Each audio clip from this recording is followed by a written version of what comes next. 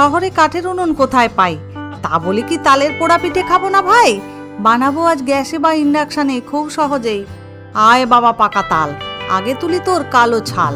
আলাদা করে নিচ্ছি 3টে আটি, অল্প জল দিয়ে চালু তালের গাত্র চেপা টিপি। থালার ওপরে ঝুড়ি একখান বসিয়ে তালের আটি থেকে পাল্প নিচ্ছি বার করিয়ে। একটি পাত্রে 1.5 বাটি মেপে তালমার নিলাম, ওই একই পরিমাণ চালের গুঁড়োও দিলাম। আপাতত 1/2 বাটি ময়দা, লাগে যদি পরে দেবো তা। নুন, এরপরে প্রায় 1 বাটি চিনি, তবে বুঝে দিও ভাই সুগার লেভেল খানি। এরপরে নারকেল কোড়া ও নারকেল কোচানো, ভাঙা কাজু ও কিশমিশ হোক নামানো। অল্প বেকিং পাউডার মিশিয়ে তালের মিশ্রণ ভালোভাবে নিচ্ছি ফেটিয়ে।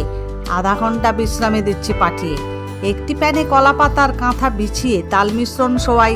ঢাকনা চাপিয়ে প্রথমে মিনিট 3 ফ্লেমটি রাখো হাই। এরপরে মিনিট 35-40 এপিড ওপিড রান্না করে ঠান্ডা হলে ছুরি দিয়ে কেটে ভরো উদরে।